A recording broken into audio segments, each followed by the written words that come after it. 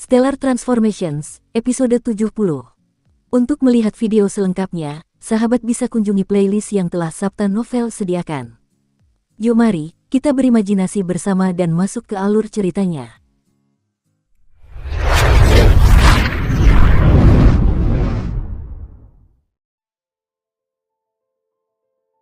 Pendeta Yansu, Pendeta Huotian, dan Pendeta Difeng memimpin puluhan Siuxianis bergegas ke dasar laut. Saat mereka turun, energi elemen mereka secara otomatis mendorong air menjauh, menciptakan sebuah lorong.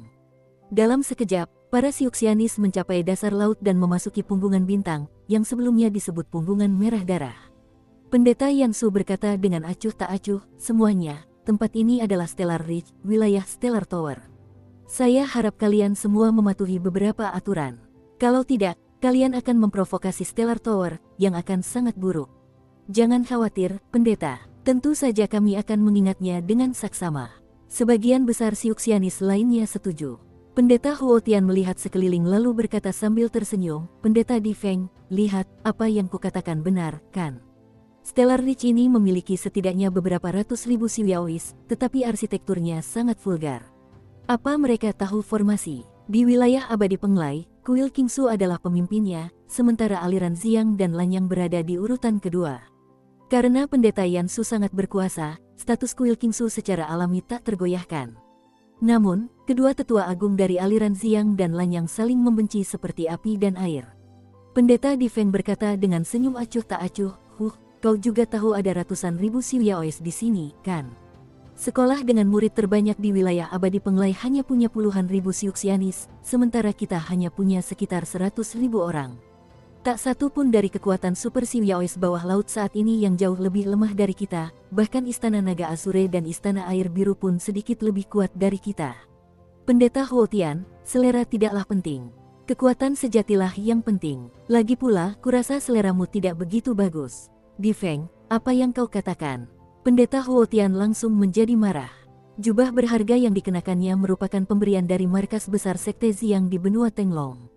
Jubah itu tampak sangat mengesankan dan jelas merupakan harta karun. Ia biasanya mengenakannya pada acara-acara penting. Namun, Pendeta Difeng selalu mengatakan bahwa jubah ini terlalu vulgar dan tidak berkelas.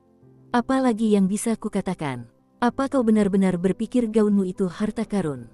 Pendeta Difeng menyeringai sinis. Tuan-tuan, jika kalian ingin bertarung, kalian harus menunggu sampai kami kembali. Suara Pendeta Yansu berubah dingin. Pendeta Huotian dan Pendeta Difeng langsung mendengus dingin dan berhenti berbicara. Para Siuxianis lainnya juga tidak berani ikut campur. Tak lama kemudian, para Siuxianis akhirnya melihat menara bintang di kejauhan. Begitu mereka melihatnya, mereka semua tercengang.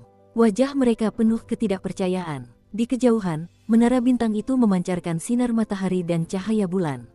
Menara itu tampak sangat mempesona di dasar lautan, tampak begitu memikat bagai mutiara yang berkilauan. Energi sucinya yang melonjak semakin memukau para Siuxianis. Ini menara bintang. Para Siuxianis yang hadir tak percaya. Di mata mereka, para Siuyaois adalah kaum barbar karena meskipun kuat, mereka tak sebanding dengan manusia dalam hal arsitektur, penempaan senjata, dan pembuatan pil. Namun, menara bintang di depan. Bangunan-bangunan di sekitar menara bintang adalah tempat tinggal bagi para penjaga, 30 ribu penjaga. Wilayah abadi Penglai tidak memiliki tempat tinggal yang sebanding dengan ini. Siapa kalian, pendatang? Sebuah kompi yang terdiri dari 1000 anggota Siuyao sedang mengawasi area terluar. Pemimpinnya tak lain adalah Wutong, mantan penjaga Gua Merah Darah. Kami tamu dari wilayah abadi Penglai yang datang ke sini untuk memberi selamat kepada Menara Bintang dalam upacara pembukaan. Mohon beritahu atasan kalian sedikit tentang kami, rekan Siuzenis. Seorang murid Kuil Kingsu segera mengeluarkan kartu identitas dan berkata, Wutong sudah menyadari bahwa kelompok ini tidak memiliki aura iblis. Lagi pula, ia sudah lama diberitahu bahwa tamu dari 5 kekuatan besar lainnya akan segera tiba, jadi ia sudah bisa menebak siapa mereka. Begitu mendengar jawabannya, ia berkata, mohon tunggu, rekan-rekan Siuzenis. Saya akan segera memberitahu atasan saya. Meskipun berkata begitu, ia mengumpat dalam hati, para Siuxianis memang aneh. Bukankah lebih baik saling memanggil saudara, bukan sesama Siuzenis? Setelah itu, Wutong bergegas menuju menara bintang dengan sangat cepat. Tak lama kemudian, Qin Yu dan Hou Fei membawa 8 penjaga keluar untuk menyambut para tamu secara langsung. Hei Yu adalah satu-satunya petinggi menara bintang yang enggan datang ke sini. Haha, teman-teman Xiu Zenisku. Qin Yu, mengenakan jubah dan tersenyum, memimpin 8 penjaga di bawahnya untuk menyambut orang-orang dari daerah abadi Penglai. Saya Qin Yu, Master pertama Menara Bintang. Ini saudara saya Hou Fei, Master kedua. Dan ini adalah 8 penjaga Menara Bintang. Ia menatap para Siuxianis di depannya dan memperkenalkan diri secara singkat. Pendeta Yansu langsung berkata sambil tersenyum, jadi, Anda adalah kepala Menara Qin Yu. Saya Pendeta Yansu, Tetua Agung Kuil Qingsu. Ini Pendeta Huo Tian dari aliran Ziyang. Ini Pendeta Difeng dari aliran Lanya. Yang lainnya adalah rekan-rekan Xiuzenis kami yang datang ke sini bersama kami. Tidak perlu memperkenalkan mereka satu persatu. Yang Mulia Yansu, Yang Mulia Huo Tian, dan Yang Mulia Difeng. Qin Yu memberi hormat kepada mereka masing-masing, lalu berkata sambil tersenyum, silakan ikuti saya. Ia dan Pendeta Yansu berjalan berdampingan. Hou Fei, Pendeta Huo Tian, dan Pendeta Difeng mengikuti mereka dari dekat.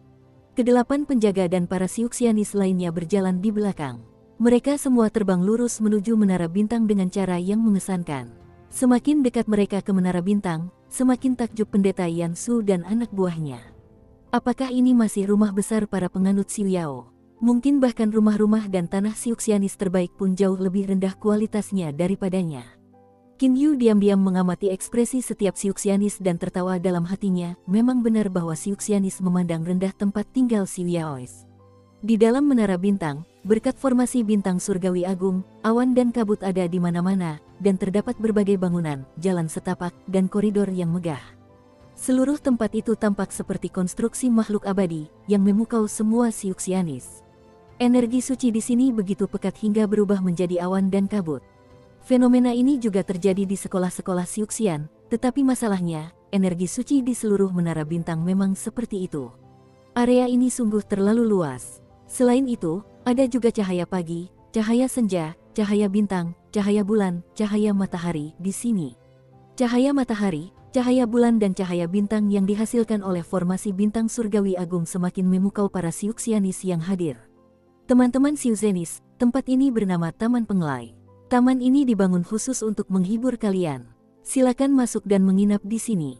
Jika kalian butuh sesuatu, silakan pesan dayang-dayang itu sesuka kalian, kata Qin Yu sambil tersenyum.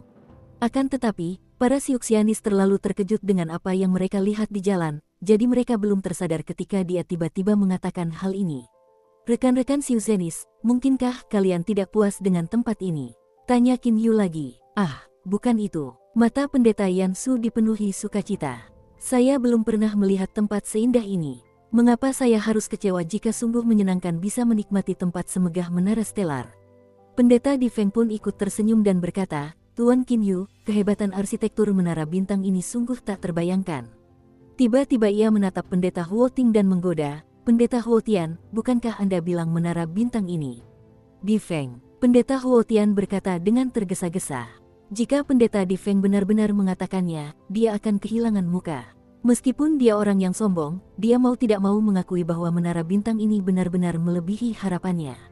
Jika dibandingkan dengan Menara Bintang, arsitektur sekolahnya sendiri justru akan berkelas rendah. Pendeta Difeng tersenyum dan berhenti berbicara. Para tamu dari Istana Naga Biru telah tiba jauh sebelum delegasi wilayah abadi Penglai datang ke tempat ini. Seiring berjalannya waktu, perwakilan dari Istana Air Biru, Aula 9 Iblis, dan Penjara Iblis Api Ungu juga tiba dalam waktu setengah bulan. Sekarang, perwakilan dari 5 kekuatan besar lainnya semuanya ada di sini. Gua biasa tidak memenuhi syarat untuk menghadiri upacara pembukaan Menara Stelar. Hanya 5 kekuatan besar lainnya yang dapat datang dan memberi selamat kepada Menara Stelar atas hal ini. Beberapa hari kemudian, pada hari pembukaan, di Aula Matahari Bulan Menara Bintang, area aula ini sangat luas. Puluhan meja perjamuan telah disiapkan di aula. Para tamu dari 5 kekuatan besar lainnya terkesima karena ada bintang-bintang cemerlang yang tak terhitung jumlahnya di atas kepala mereka. Banyak dayang cantik kemudian menyajikan hidangan lezat satu demi satu. Para ahli dari dunia Xiuzhen di luar negeri semuanya sangat gembira. Ada beberapa jarak antara meja paling dalam dan meja lainnya. Meja ini hanya memiliki 6 individu, naga biru, si tua aneh bermata 3, Pendeta Yansu, Yida, Qin Yu, dan Dilong. Mereka jelas merupakan figur nomor 1 dari 6 kekuatan tersebut. Hou Fei, Hei Yu, Dijian, Teng San, Louke, Pendeta Di Feng, Pendeta Huo Ting, Situ Sue, dan yang lainnya duduk di meja lain. Hari ini adalah peresmian Menara Saudara Kinyu. Mari kita bersulang untuk Tuan Menara Kinyu, semuanya. Naga Asure adalah yang pertama mengangkat piala. Seketika, si tua aneh bermata tiga, Pendeta Yansu, Yida, dan Dilong juga mengangkat piala mereka untuk memberi selamat kepada Kinyu, yang mengangkat pialanya dan menanggapi dengan rendah hati. Setelah itu, keenam orang itu menghabiskan piala mereka sekaligus dan mulai berdiskusi dengan antusias. Mereka kebanyakan membicarakan hal-hal yang tidak penting. Keenam tokoh ini dapat dianggap sebagai 6 bos besar dunia Shenzhen di luar negeri dan benar-benar dapat mewakili dunia Shenzhen di luar negeri. Mungkin orang awam tidak akan dapat membayangkan bahwa keenam tokoh penting tersebut hanya membicarakan beberapa skandal dan cerita lucu bersama-sama. Saudara Kinyu, izinkan saya bertanya. Jika Anda bisa menjawab dengan benar, saya akan memberi Anda 3 senjata suci. Bagaimana menurut Anda? Tanya Azure Dragon, yang sedikit mabuk, sambil tersenyum kepada Kinyu. Sekarang Kinyu tidak lagi sesopan dulu, 3 buah. Baiklah, kalau begitu jangan menarik kembali kata-katamu. Sekarang silakan bertanya padaku. Azure Dragon tertawa terbahak-bahak lalu berkata, seharusnya kau sudah tahu nama panggilan Yida, kan? Raja penjara bawah tanah berambut ungu. Kau tahu kenapa dia mendapat nama itu? Kinyu melirik Raja penjara bawah tanah berambut ungu, Yida, lalu langsung berkata, kakak Yida adalah orang nomor 1 di penjara bawah tanah iblis api ungu, jadi wajar saja kalau dia disebut Raja penjara bawah tanah. Dan dia berambut ungu, jadi dia disebut Raja penjara bawah tanah berambut ungu. Apa aku salah? Salah. Azure Dragon langsung berteriak. Setelah itu, ia tertawa terbahak-bahak dengan puas, aku tahu tebakanmu pasti salah. Yida perlahan meletakkan pialanya dan mengangkat pupil matanya yang sayu, menatap Azure Dragon. Cahaya ungu di pupilnya membuatnya tampak sangat aneh. Azure Dragon, kulihat kau selalu membicarakanku. Saat pembukaan Aula 9 Iblis hari itu, kau juga membicarakanku, kan? Pendeta Yansu berkata dengan senyum hangat di wajahnya, jangan berdebat dengan naga biru, Yida. Lagi pula, kau juga tahu karakternya. Tuan Naga Biru, kau belum memberitahuku kenapa kakak Yida mendapat julukan Raja Penjara Bawah Tanah Berambut Ungu. Kinyu langsung mendesak, namun, si tua aneh bermata tiga berkata, begini saja. Dulu, Jiao Jiu dan Situ Sue saling bertarung untuk menjadi Xiumois nomor 1 di penjara iblis api ungu. Yida tidak punya sekolah, faksi, dan dukungan, tetapi ia menangkap Jiao Jiu dan Situ Sue lalu memenjarakan mereka selama 3 tahun penuh. Ia juga tidak berbicara dengan mereka. Baru setelah 3 tahun ia bertanya apakah mereka menerimanya sebagai orang nomor 1 di penjara iblis api ungu. Kinyu terkejut. Azure Dragon tertawa terbahak-bahak dan berkata, si Yida ini punya kebiasaan aneh. Setelah menangkap seseorang, dia akan menyegel kekuatan lawan dan memenjarakannya selama beberapa tahun sebelum berbicara dengan mereka. Hanya karena dia suka memenjarakan orang, beberapa ahli memanggilnya Raja Penjara Bawah Tanah. Yida meneguk segelas lalu berkata dengan muram, aku paling benci bicara omong kosong dengan orang lain, jadi aku menyegel kekuatan mereka dan mengurung mereka selama 3 tahun. Kesepian saja bisa membuat mereka gila. Setelah 3 tahun, jika mereka tidak setuju melakukan apa yang kukatakan, aku akan mengurung mereka selama 10 atau 20 tahun lagi. Kinyu tercengang. Setelah kekuatan mereka disegel, lawan bahkan tidak akan bisa berlatih di ruang tertutup. Terkurung terus-menerus tanpa ada yang bisa diajak bicara sungguh pengalaman yang menyakitkan. Sebelum Yida, para ahli nomor 1 di penjara bawah tanah iblis api ungu disebut Raja Iblis. Dialah satu-satunya yang disebut Raja Penjara Bawah Tanah, kata si tua aneh bermata tiga sambil tersenyum. Ada nada pujian dalam kata-katanya. Sangat jelas bahwa dia sangat menyetujui tindakan Yida. Namun, Dilong minum sedikit minuman keras di satu sisi. Awalnya, ada 9 bersaudara di Aula 9 Iblis, tetapi 5 di antaranya sudah mati. Aula 9 Iblis telah mengalami kehilangan kekuatan yang sangat besar, sehingga statusnya di mata kekuatan lain pun menurun. Para bos ini terus-menerus membahas urusan masing-masing sesuka hati. Setelah sekian lama, Pendeta Yansu tiba-tiba melambaikan tangannya. Energi elemennya melonjak dan membentuk mantra pembatas di sekitar mereka. Kelima orang lainnya langsung menatapnya dengan ragu. Pendeta Yansu berkata sambil tersenyum, semuanya, aku mengucapkan mantra ini karena ada sesuatu yang penting yang ingin aku bicarakan dengan kalian. Ngomong-ngomong, ada apa sampai kau ingin merahasiakannya seperti ini? Tanya Azure Dragon sambil tersenyum. Yida menatap Pendeta Yansu dengan dingin. Yang lain tidak berkata apa-apa dan diam-diam menunggu Pendeta Yansu berbicara. Ia berkata sambil tersenyum, semua orang di sini mewakili semua kekuatan dunia Xiuzhen di seberang lautan. Sekarang saya ingin membahas masalah yang berkaitan dengan rumah abadi 9 pedang dengan Anda. Azure Dragon, Old Freak Triai, Yida, Qin Yu dan Dilong segera meletakkan cangkir mereka dan mulai mendengarkannya dengan penuh perhatian. Pendeta Yansu menatap Qin Yu, Tuan Menara Qin Yu, pedang giok ke-8 ada di tanganmu, bukan? Dukung terus channel YouTube Sabta Novel. Qin Yu merasa ragu. Apa yang ingin dibicarakan pendeta Yansu? Ia tiba-tiba teringat apa yang dikatakan Azure Dragon kepadanya ketika delegasi Istana Azure Dragon pertama kali tiba di Menara Bintang. Saudara Qin Yu, 9 pedang legendaris memiliki total 9 pedang. Dan wilayah abadi Penglai adalah kekuatan yang paling menginginkan pedang lain.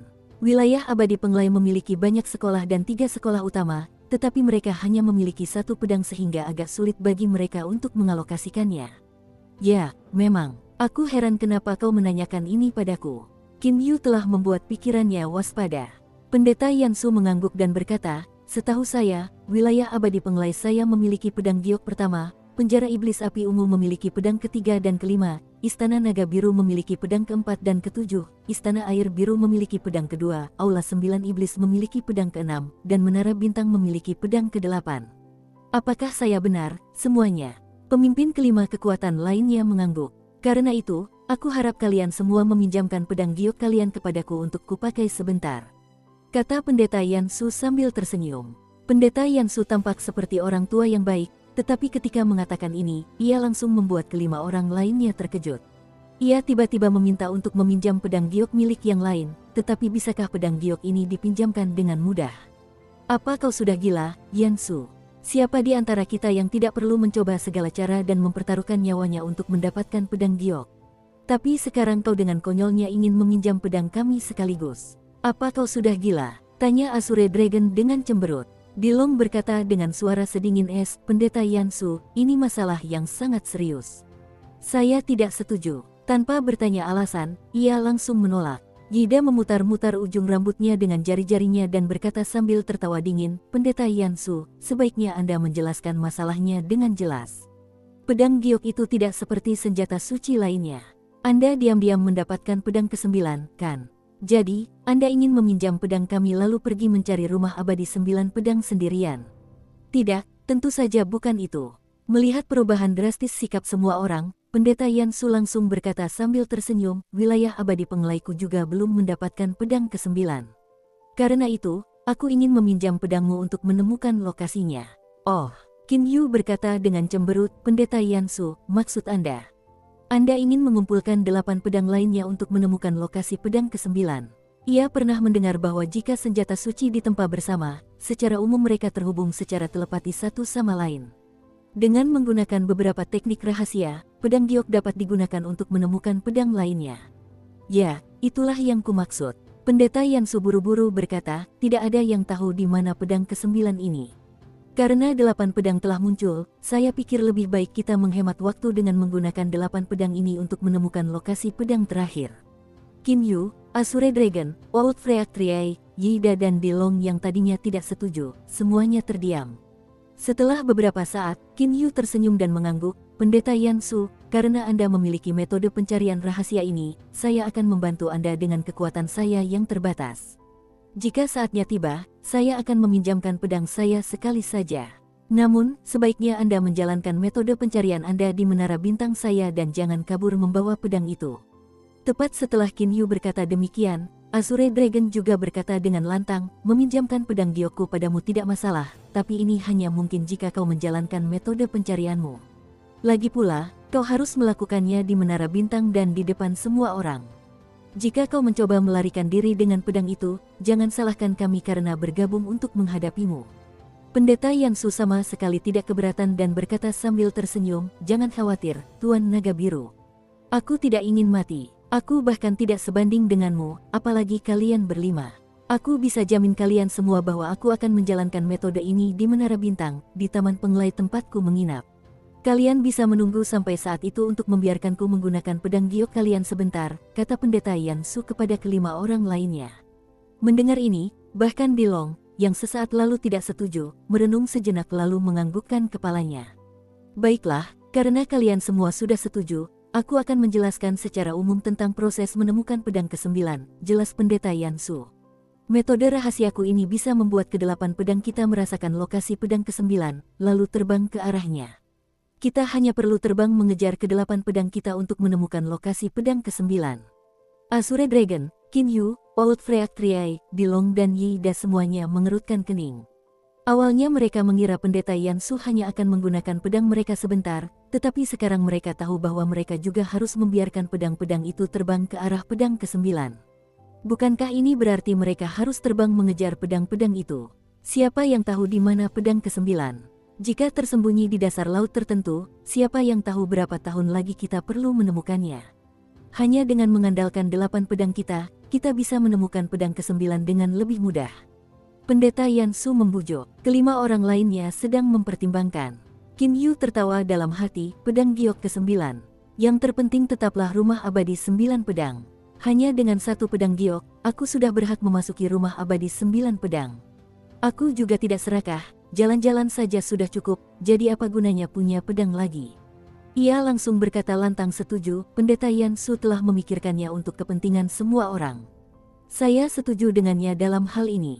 Kalau tidak, siapa yang tahu kapan kita akan menemukan pedang ke-9?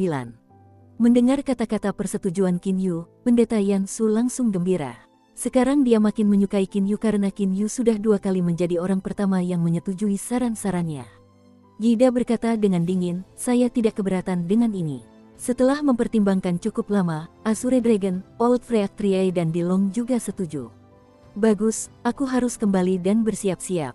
Besok semua orang harus langsung pergi ke Taman Penglai.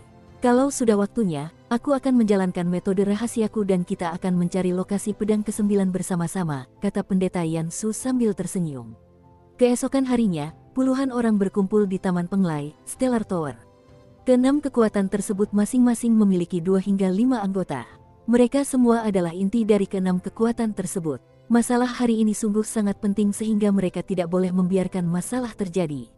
Hei, Pendeta Yansu, bisakah kau mulai sekarang? Kami merasa sangat bosan di sini. Di samping Qin Yu, Hou Fei berkata dengan tidak sabar.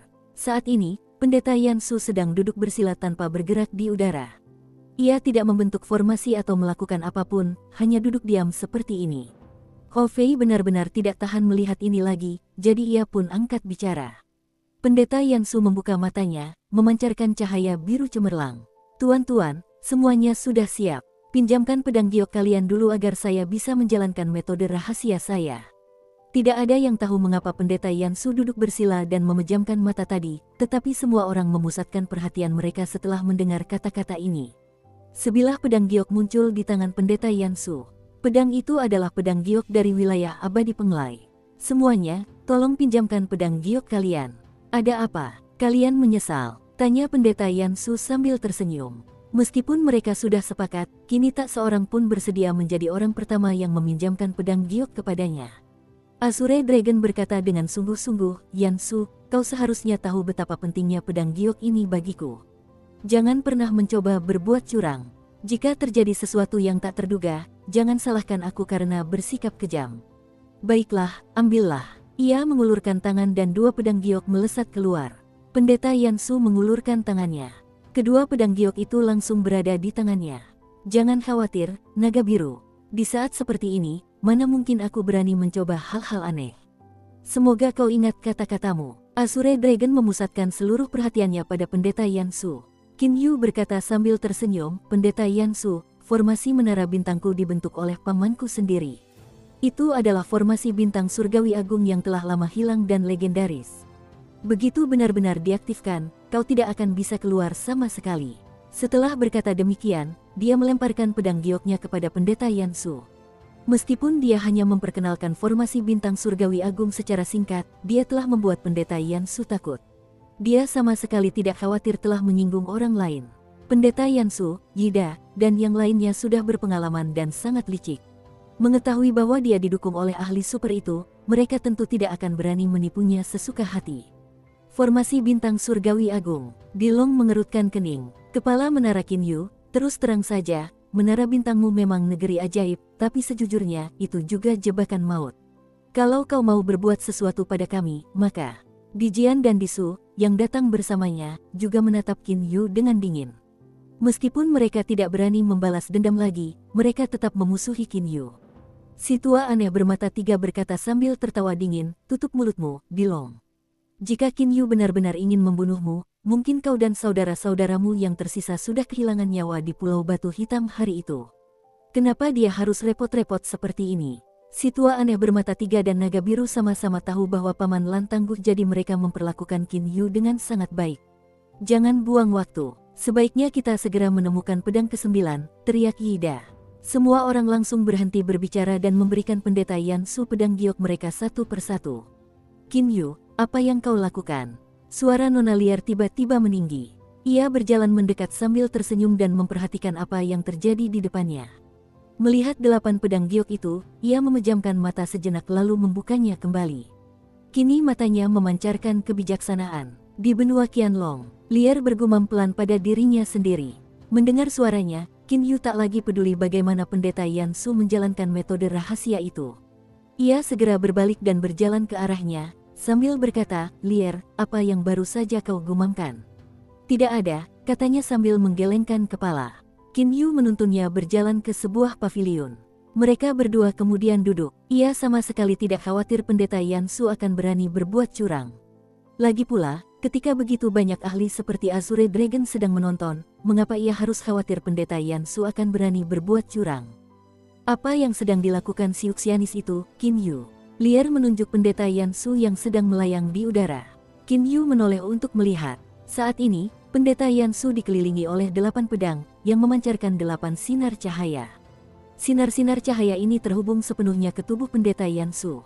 Pendeta Yan Su terus-menerus membuat berbagai isyarat tangan mistis. Dia sedang mencari lokasi pedang giok ke-9. Qin Yu tidak menyembunyikan hal ini darinya. Pedang giok ke-9, Liar sedikit mengernyit. Qin Yu berkata sambil tersenyum, dulu ada seorang abadi yang sangat tangguh, bukan abadi yang lepas, melainkan abadi sejati yang turun ke dunia fana dari yang abadi. Dilihat dari sini, kau bisa tahu bahwa abadi ini begitu kuat. Jika makhluk abadi ini bisa turun ke dunia fana dari dunia abadi sendirian, mereka pasti akan menjadi sosok yang sangat tangguh di dunia abadi, kata Liar sambil mengangguk. Qin Yu setuju, orang abadi ini meninggalkan rumah abadi 9 pedang. Kuncinya adalah 9 pedang giok. Sekarang kita telah mendapatkan 8 pedang dan hanya pedang terakhir yang masih hilang. Hari ini pendeta Yan Su menggunakan metode rahasia untuk merasakan lokasi pedang ke-9 melalui 8 pedang ini. Liar berkata dengan mata berbinar, ini sepertinya menarik. Qin Yu, kalau kamu pergi mencari pedang ke-9, bolehkah aku ikut denganmu? Qin Yu berkata dengan cemberut, bisa, tapi saat kita menemukannya, pedang giok itu akan terbang sangat cepat. Kau baru di tahap Jindan, jadi kecepatan terbangmu. Dia belum pernah melihat kecepatan terbang Nona Liar yang sebenarnya. Jangan khawatir, aku punya kekuatan sihir khusus yang berhubungan dengan kecepatan. Ada sedikit rasa bangga di wajah Liar. Baiklah, kalau begitu aku ingin melihat seberapa cepat gadis kecil di tahap Jindan sepertimu, kata Qin Yu bercanda. Liar berkata dengan sangat percaya diri, baiklah, kamu akan melihat kecepatanku saat itu. Saat Qin Yu dan Liar sedang mengobrol, butiran-butiran keringat besar muncul di sekujur kepala pendeta Yan Su. Akhirnya, metode rahasianya berhasil dijalankan. 8 aliran energi pedang melesat ke langit. Bersamaan dengan itu, pendeta Yan Su berkata dengan lantang, semuanya, metode rahasiaku telah berhasil. 8 pedang ini akan langsung terbang menuju pedang ke-9. Kalian tinggal mengikutinya. Ayo pergi, Qin Yu. Liar langsung berdiri. Qin Yu mengikutinya menuju Ho Fei dan kerumunan. Memang, setelah beberapa saat, ke-8 pedang itu tiba-tiba mulai terbang. Semua orang langsung mengejar mereka dengan pedang terbang mereka. Tidak perlu khawatir, semuanya. Aku bisa mengendalikan kecepatan terbang pedang-pedang ini. Tapi jika kalian terlalu lemah dan terlalu lambat, sebaiknya kalian berhenti saja karena aku akan membuat mereka terbang dengan kecepatan seorang Siuxian tingkat Dongsu menengah, kata pendeta Yan Su dengan suara keras dan jelas. Kecepatan seorang Siuxian tingkat Dongsu menengah bukanlah masalah bagi 6 kekuatan besar. Zuangzong, jaga baik-baik semua yang ada di Menara Bintang. Aku, Master kedua, dan Master ketiga akan pergi sekarang. Qin Yu memberi perintah kepada Zuangzong di satu sisi.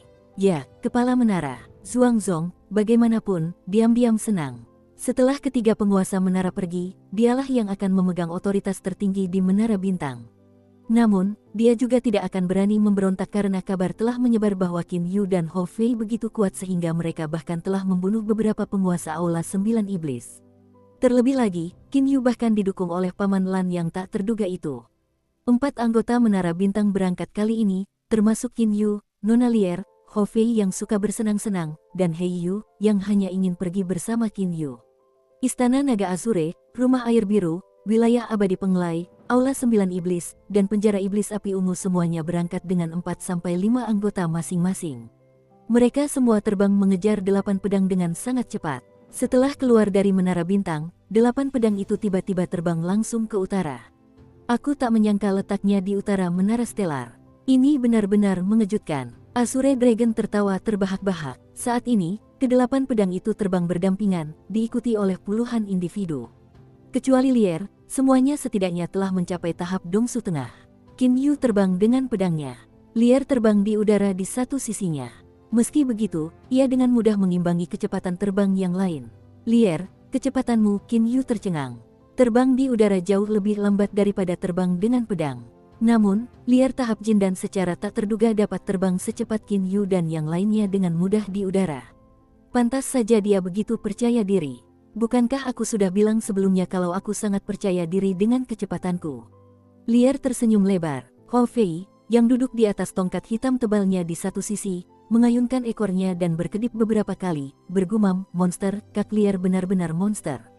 Bagaimana kau bisa secepat itu di tahap Jin dan? Qin Yu tidak dapat menahan senyum. Semua orang terus terbang dengan santai ke utara. Setelah waktu yang lama, benua Qianlong yang luas muncul di kejauhan. Seluruh pikiran Qin Yu menjadi sedikit bersemangat, mustahil. Tidak mungkin di benua Qianlong. Tepat pada saat itu, berbagai gambaran melintas dalam pikirannya. Termasuk gambar-gambarnya saat dia sedang memandangi bintang-bintang di puncak Gunung Donglan di tengah malam saat dia masih kecil, gambar-gambar dia berlatih keras sambil dimarahi oleh Master Zhao Yunxing, gambar-gambar dia berlatih teknik luar sendirian, gambar-gambar dia membunuh untuk pertama kalinya sebagai pembunuh Liu Xing, gambar-gambar dia mempertaruhkan nyawanya melawan Wu Xing di samping 4-9 kesengsaraan surgawi, gambar-gambar dia bertarung melawan Siang yang sampai mati. Sudah saatnya aku kembali dan menemui ayah. Saat Qin Yu melihat benua yang familiar ini, perasaan yang tersembunyi di dasar hatinya mulai melonjak. Puluhan ahli top dunia Xiuzhen di luar negeri telah tiba di benua Qianlong.